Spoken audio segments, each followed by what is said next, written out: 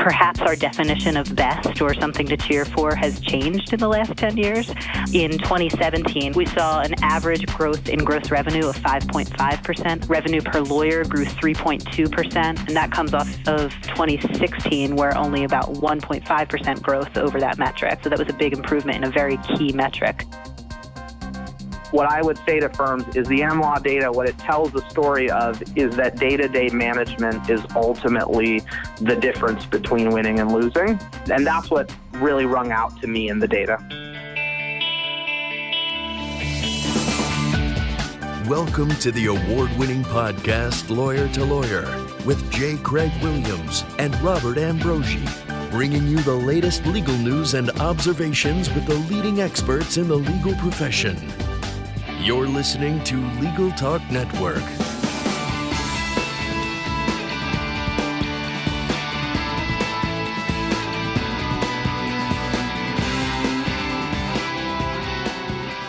Welcome to Lawyer on the Legal Talk Network. I'm Craig Williams, coming to you from Southern California. I write a blog called May It Please the Court and have a book out called The Sled. And this is Bob Ambrogi coming to you from just outside of Boston, Massachusetts, where I write a blog called Law Sites and also host another Legal Talk Network program called Law Technology Now, along with Monica Bay. And before we introduce today's topic, we'd like to thank our sponsor, Clio. Clio's cloud-based practice management software makes it easy to manage your law firm from intake to invoice. You can try it for free at Clio.com. That's CLIO.com. So the American Lawyer magazine, as it has done pretty much every year, not pretty much, every year since 1987, this week released its AmLaw 100, which is kind of perceived as the definitive public ranking of financial performance for the nation's largest law firms. In today's data provides a detailed look at the financial health of an industry that's exhibited its highest growth in key financial metrics since the fiscal year 2010. Bob, today on Lawyer to Lawyer, we're going to take a look at the 2018 AmLaw 100, the analysis of the data that went into it, the process, what this means for law firms, and comparisons with prior years. And to help us do that today, we have two guests. First of all, joining us is Gina Passarella, editor-in-chief of the American Lawyer. She's covered the business of law for her entire career, first as a reporter and special projects editor with the Legal Intelligencer in Pennsylvania, and then as a senior editor for Business of Law in ALM's global newsroom. She took over as editor-in-chief of the American Lawyer in January 2017. Gina, welcome to Lawyer. Thank you so much for having me. Happy to be here. And Bob, Gina, our next guest is Nicholas Bruch. He is the senior analyst at ALM Intelligence. Nick's experience includes advising law firms and law departments in developing and developed markets on issues related to strategy, business development, market intelligence, and operations. Prior to joining ALM Legal Intelligence, Nick was a consultant with Huron Consulting's law firm strategy practice in the firm's New York and London offices. Glad to have you on the show, Nick. Thank you for having me. So, Gina, why don't we start with you? And I guess the headline is a very good year for large law firms. But why don't you start by explaining to our listeners exactly what the AmLaw 100 is? Sure. So the AmLaw 100 is the ranking of the 100 largest law firms in the United States based on gross revenue. So we break that data out in other metrics as well, including profits per equity partner, revenue per lawyer, compensation for all partners, but the definitive ranking of the 100 largest firms is based on gross revenue. And you are correct that they had a banner year. It was somewhat of a surprise to some in the industry, including a lot of the pundits, the banks, myself, and the firms themselves, I think. But it was a strong year. And as I say, I spoke with a lot of managing partners in the months leading up to our report coming out, and they kept saying, I'm waiting for the firms who didn't have a good year to post their numbers. I figure they're just waiting. They go last, and they never came. And so the more and more firms posted positive results. So what made it a banner year? What was I think your reporting was that this was pretty much the best year since the recession, a decade ago. What made this remarkable or notable? Sure. And there were individual metrics that saw better years in 2010 or even in 2014. But when you look across all of the financial metrics that we track, this was clearly one of the best years since the Great Recession. And, perhaps our definition of best or something to cheer for has changed in the last 10 years. But we saw in 2017, which is what the 2018 AmLaw data tracks, the 2017 fiscal year, we saw an average growth in gross revenue of 5.5% among the AmLaw 100. Revenue per lawyer grew 3.2%, and that comes off of 2016, where only about 1.5% growth over that metric we saw. So that was a big improvement in a very key metric that we regard as one of the biggest barometers of the health of a law firm. And profits per equity partner, 6.3% average growth. That's some of the biggest growth in that metric we've seen in almost 10 years.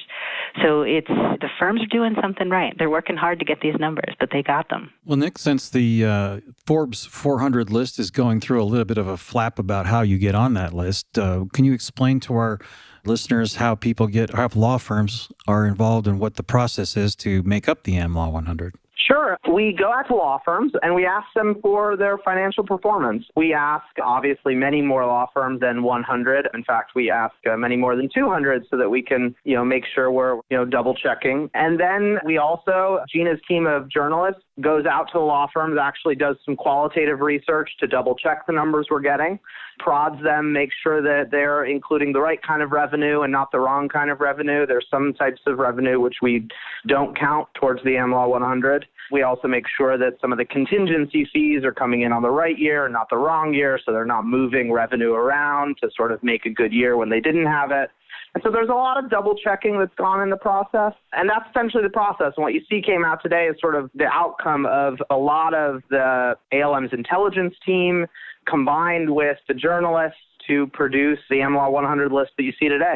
And Gina, why does this matter? Why do we care? I mean, as I said, American Lawyer has been doing this since 1987, but other than, a juiciness factor perhaps or interest factor, does it matter at all to clients, to the legal industry broadly? So I may be biased, but I'd like to think it matters. I mean, this is a massive industry, and particularly in a lot of the individual communities that ALM covers, law firms are a big group of the employers. They employ a ton of people. The health of these firms matters to a lot of people, and the health of law firms in general has become a barometer for lateral movement, for law students graduating law school and looking at which firms to go to. And that's not just on the profit side.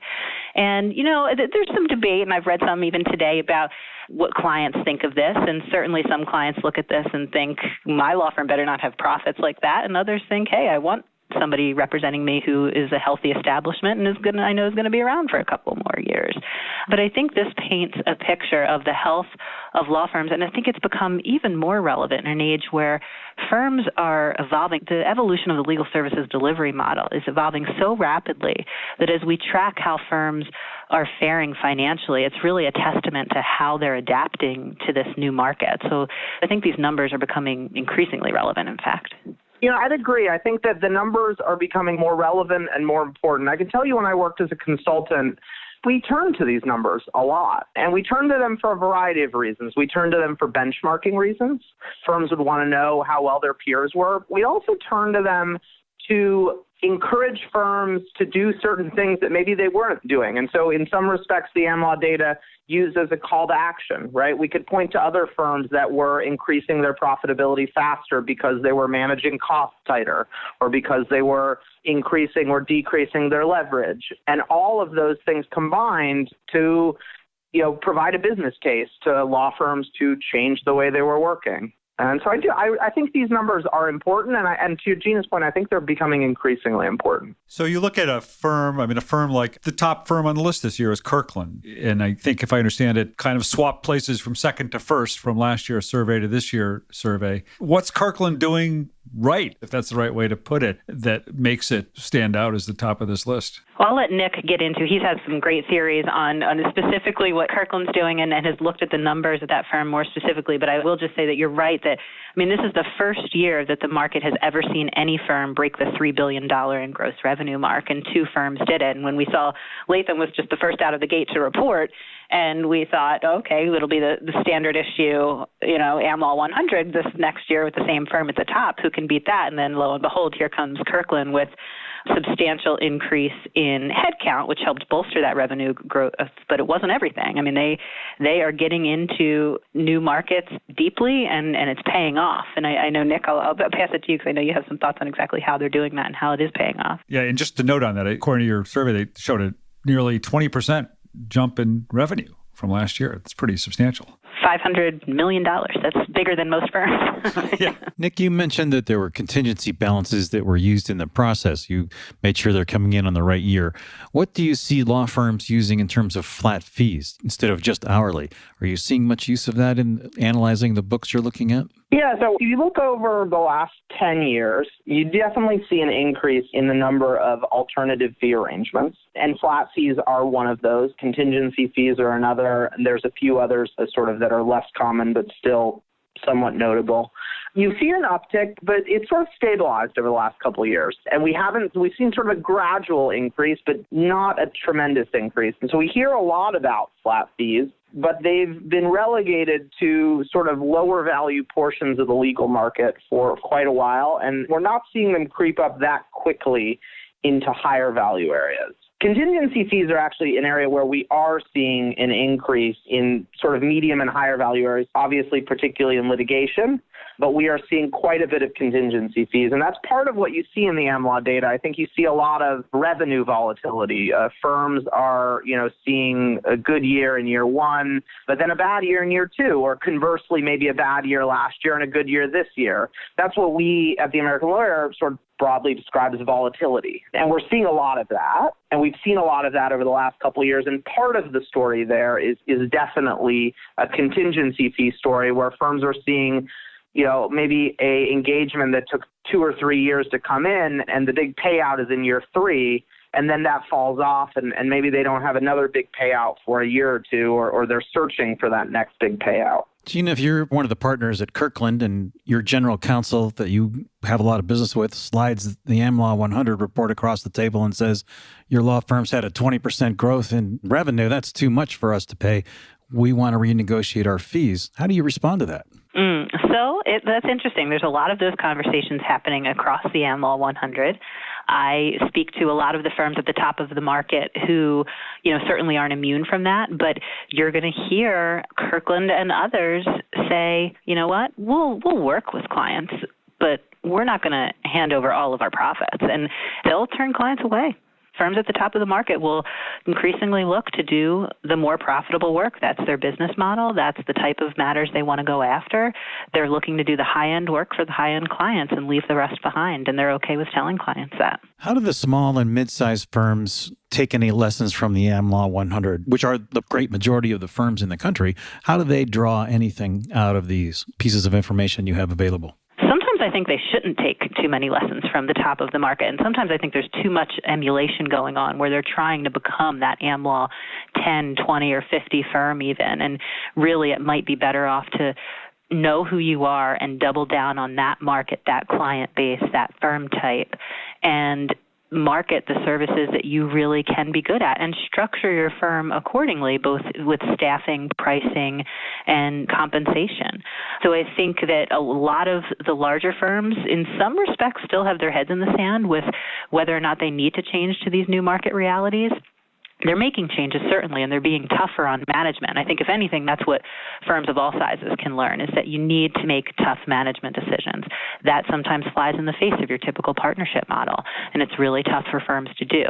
But aside from that, I think the smaller and mid-sized firms really have an opportunity to differentiate themselves, to find a different market niche, and to be a little bit more nimble and innovative, whereas some of these large firms aren't. I think Gina's exactly right. That the smaller firms should be taking lessons where they should be taking lessons and ignoring where they shouldn't. And I think there's a few good examples last year. The associate salary increases are not a bad example. A lot of small and mid-sized firms followed the Cravats of the world to increase associate salaries. In some cases, that was probably a good idea. In other cases, I think they were doing that because simply they assumed that they had to follow the big firms, and they may not be competing in the same labor pools. In other areas, you see a lot of firms last year and over the last couple of years have done a good job at cost control, have done a good job at managing leverage, have done a lot of work on sort of the management side, the operations side. That is an area where I think a lot of law firms, smaller law firms, should be looking to their bigger firms and saying, how are they doing that? What can we emulate? What's appropriate to emulate? And I do think there's lessons there for smaller firms that are probably still very much managed by the name partner or the managing partner or a few partners, those guys could be adopting some business practices that some of the larger firms, at least, have done a good job of implementing. Well, stay with us. We're going to take a short break and be back in just a few moments to continue discussing the 2018 AM Law 100. Imagine what you could do with an extra 8 hours per week. That's how much time legal professionals save with Clio, the world's leading practice management software. With intuitive time tracking, billing, and matter management, Clio streamlines everything you do to run your practice, from intake to invoice. Try Clio for free and get a 10% discount for your first 6 months when you sign up at their website, Clio.com, that's CLIO.com, with the code L2L10, that's L2L, the number 10. And welcome back to Lawyer to Lawyer. This is Bob Ambrogi, and joining my co-host J. Craig Williams and I are Gina Passarella, editor-in-chief of the American Lawyer, and Nicholas Brew, the senior analyst at ALM Intelligence. And Nick, I wanted to just follow up. The survey includes a number of different metrics, rankings by gross revenue, revenue per lawyer, profits per equity partner, compensation for partners. From your perspective, what do you think is the most illustrative of these in terms of the health of a particular law firm or the success of a particular law firm? I actually think of all these metrics as different, and I think they're all important, and I think it's dangerous to sort of zoom in on one as the most important. So let me give you a few examples. Revenue per lawyer is a pretty good proxy at the end of the day for a firm's billing rates. There's a few other things that go into revenue per lawyer, but for the most part, what you're looking at is the firm's ability to increase rates on its clients. That gives you a sense of sort of their market power. That gives you a sense of how clients value their services. Firms with higher revenue per lawyer tend to sort of play in areas that are higher up market, more high-risk work. Firms with lower revenue per lawyer tend to work in sort of more routine areas. And so I think a firm that is increasing their revenue per lawyer, that tells you something about their market position. It tells you something about their market power, right? Their ability to increase rates.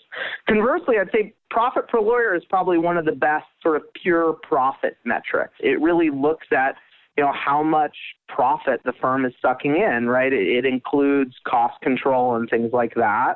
And so there we get a sense of sort of not only the firm's ability, to increase rates and bring in revenue, but we're also getting a sense of the firm's ability to manage that revenue in a way that produces profits. And so I'd say that's what that metric is particularly good at. Profit per equity partner, I think, is often misunderstood, is often thought of as a profitability metric. In many senses, profit per equity partner is a compensation metric, right? It is fundamentally what the average equity partner brings home in compensation. I think you could look at that as sort of a bragging rights metric. It is also a metric that is important in the lateral partner hiring market.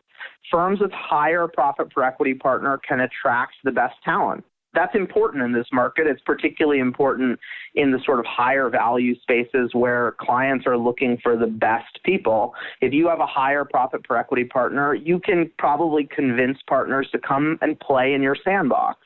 That allows you to win the best work and secure the highest rates, and in turn, pay your people the best, which in turn sort of creates that virtuous circle. So I'd say all these metrics are important. It's just important to see what they are and conversely see what they're not. As Nick talks about lateral hires, it reminds me to ask Gina what law firms are no longer on the list from last year. I'm not sure whether Sedgwick was not on there, but it was a 400 or 500 lawyer firm that no longer exists. And how does the explosions or the demise of law firms affect the flow of firms on your list? Sure. No, it's a great question. And so this year we actually haven't seen a big shakeup in the firms that were on the AmLaw 100. We saw one firm fall off, Pepper Hamilton. It saw some declines in revenue over the last couple of years and has slowly trickled off of the list this year. And replacing it was Davis Wright Tremaine, which has had a couple of years of strong revenue growth. But other than that, it's really a lot of the same firms. Despite all the talk of consolidation in the market and the mergers we're seeing, that hasn't impacted 2017's numbers. I think we will see some shakeup with all the big law firm mergers we're seeing this year for the 2018 results next year. That might not be the case for the AmLaw 200, which we're kind of analyzing and putting together now and comes out in late May, early June, where we will see a bit of shakeup. That's where Sedgwick would have fallen off. And you see more volatility among that group in terms of who's on the list. There was the Norton Rose brought in Chadbourne and Park this year, and I think you forget if that was in Nick's article that I had seen, that there was some comment on that may have affected their numbers a little bit this year. Is that right? Certainly. I mean, it added, if you take what Chadbourne's revenue was last we reported it individually, it may have added about $230 million, maybe a little bit more to Norton's overall picture. But when you're playing at that top tier like Norton already was, because it was such a big firm, the movement among the list doesn't go as dramatically as you might expect for somebody further down the list. Chadbourne was also shedding partners, so the $230 million that they potentially added was probably somewhere closer to 150 or something like that. So, Gina, I just want to return to you. You said at the outset that you were surprised, and you thought some other industry observers were surprised by, or would be surprised by, this year's numbers. What was it that surprised you, and how do you explain it? So, I mean, I guess some of us are eating crow a little bit this week, but I don't know that we can all walk away celebrating either in terms of the market, having a complete rebound. But there was a lot of talk, and even the bank's quarterly reports showed that there was still tension on demand. It's a low-growth demand market. Firms are not seeing clients throw more and more work at them. There's a lot of market pressures that we've all been covering that are real, like clients taking more work inside, alternative legal service providers nipping at the heels and taking some of that lower-end work. But more and more, they're creeping up the ladder. What will the Big Four's impact be? There's a number of those types of trends that are very real happening in the market. Legal operations, the Clock Consortium is meeting this week as we speak, and the impact that legal ops folks are having on the market. These are all very real things that are having an impact in the market. And I saw a very smart observer on Twitter today comment that, yes, the firms pulled out a good year despite this, and I think it was probably due in part to some rate increases. It's just a strong economy, and that filling the pipeline for a lot of firms. But I think what we have to keep in mind is that maybe these firms are making adjustments in relation to these outside factors. They're tweaking their business models. The AmLaw 100 are probably the best at management initiatives. They still have a lot to go, but they're at the top of the market in terms of adjusting their business models to address these outside factors. But is it enough? Can they keep up? What will the impact be on smaller firms? And what will the impact be years forward? Will they be able to keep up this growth? And so these outside factors are still out there. They pulled out a great 2017, but it wasn't easy. How does the AmLaw 100 relate to law firms that are only in other countries other than the United States? And in particular, as a follow-up to that, how do you see anything with a change in the style of ownership of firms in England and the involvement of the public coming across the pond to the United States? Sure. So, and then Nick can certainly speak to this even more so than I can, but I'll say that we also have the Global 100. So essentially, in order to be on the AmLaw 100, which is a list of the highest grossing firms in the U.S., you have to have a plurality of your lawyers in the U.S. So firms that have become larger and larger, for example, Sutherland, which is on our AmLaw 200, merged with Evershed, and that means that they won't be on the AmLaw 200 this coming year. They are a global firm now. They will be on our Global 100 list, which comes out in October. So we track firms both globally and in the U.S. There's a lot of overlap between the lists, but there's some differences. Certainly, we've seen a lot of transatlantic mergers and a lot of movement among U.S., U.K. firms and global firms growing. But in terms of outside investors in law firms that are allowed in the UK, that really hasn't had as big of an impact as I think a lot of us would expect.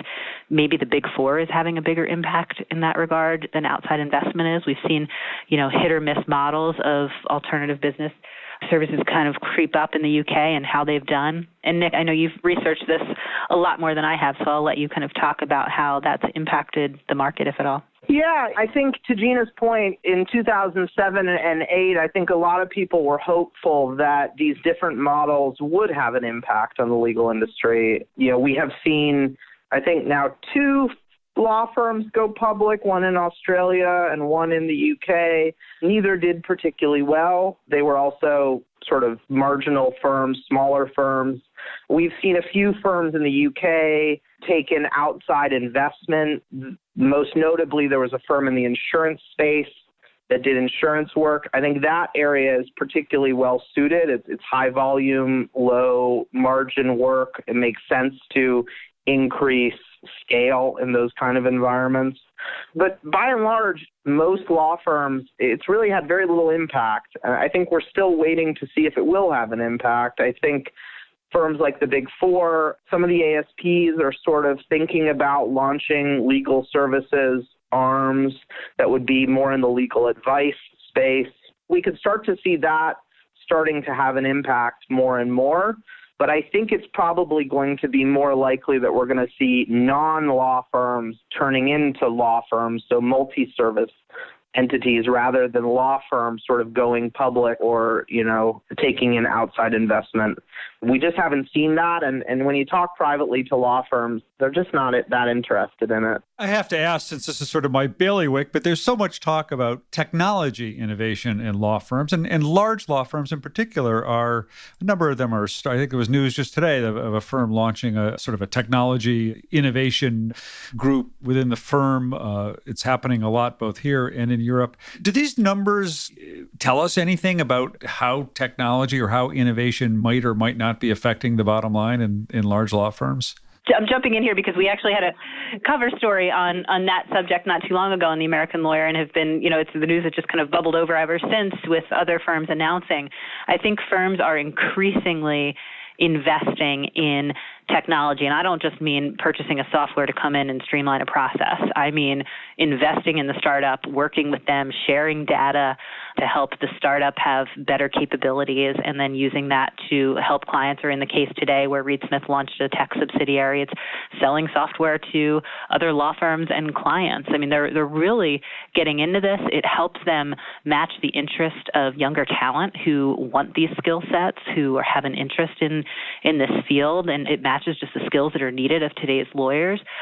There are groups of partners within firms who have pooled profits to invest in these types of things. So firms are looking at this very seriously.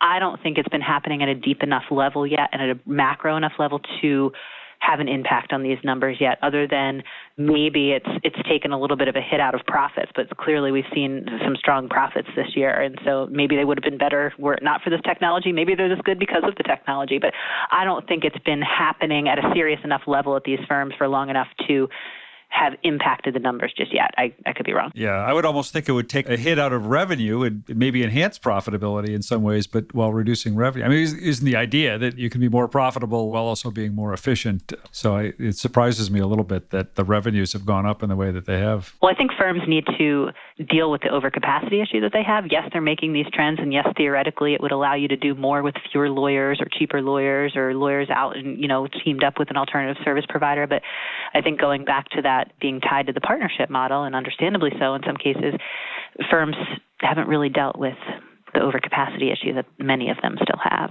So there's still the same number of lawyers. If you look at the impact technology's had, e-discovery is probably the area that's had the largest impact. And you've basically seen a whole raft of work, discovery work, basically taken out of law firms. That's not entirely true, but to a large case, it is true.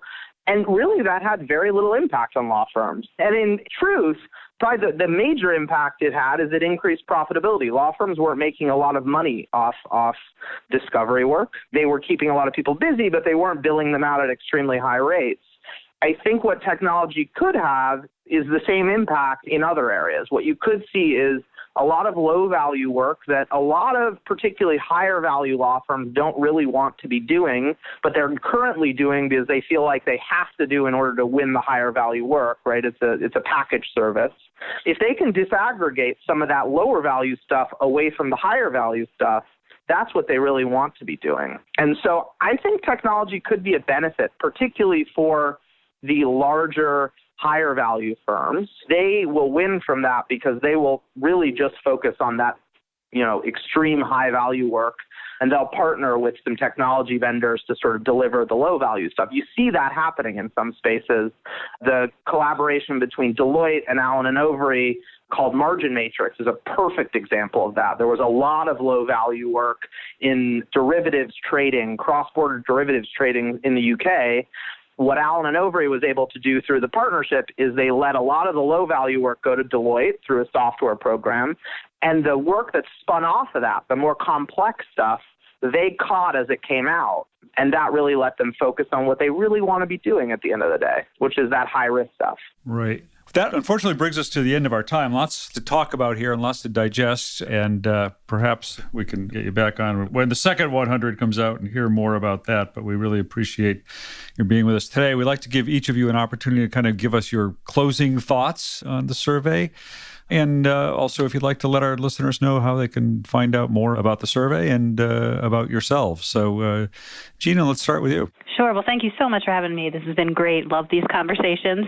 2017 was a fabulous year, and kudos to the firms for being able to produce these results. I know it wasn't easy. And 2018 so far is looking really strong. The economy continues to hum along. Firms say that their inventory is looking good. I don't want to be Debbie Downer here and rain on an otherwise good parade after so many years of down, but the economy's got to turn at some point. We're overdue for a downturn. So the question will be, and we'll look at this in our June issue, what will happen when the downturn hits, and are firms prepared? But would love to talk about these issues and others more with folks. If they're interested, you can reach me via email at gpassarella@alm.com. Thanks so much. Thanks. And Nick, how about you? My take is similar to Gina's. Obviously, this was a good year. I think there is a tendency to look at the AmLaw data and sort of the eye tends to go toward the bigger firms, and we tend to sort of think the bigger firms are doing better or the deal firms are doing better. And the thing that I'd say, and I think this is relevant for firms going forward, is that firms in every segment of the market were overperformers and underperformers. There were some regional firms in smaller markets that did extremely well. And I think what that tells you is that market positioning and strategy is really important. I think management and execution is the most important. And I think that going forward, firms need to be thinking about that. They need to be investing in day-to-day management alongside investing in sort of that longer-term strategy thing that so many firms have in mind. They are thinking about mergers. They are thinking about office openings.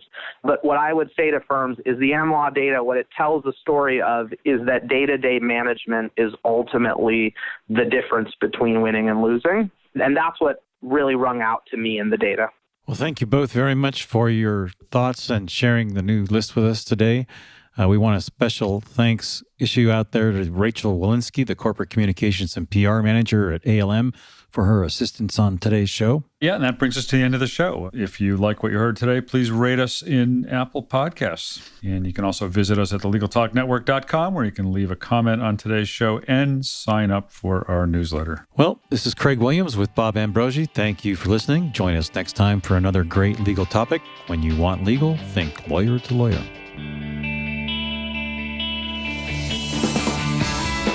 Thanks for listening to Lawyer, produced by the broadcast professionals at Legal Talk Network.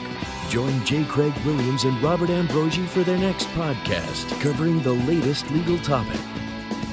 Subscribe to the RSS feed on LegalTalkNetwork.com or in iTunes. The views expressed by the participants of this program are their own and do not represent the views of, nor are they endorsed by, Legal Talk Network, its officers, directors, employees, agents, representatives, shareholders, and subsidiaries. None of the content should be considered legal advice. As always, consult a lawyer.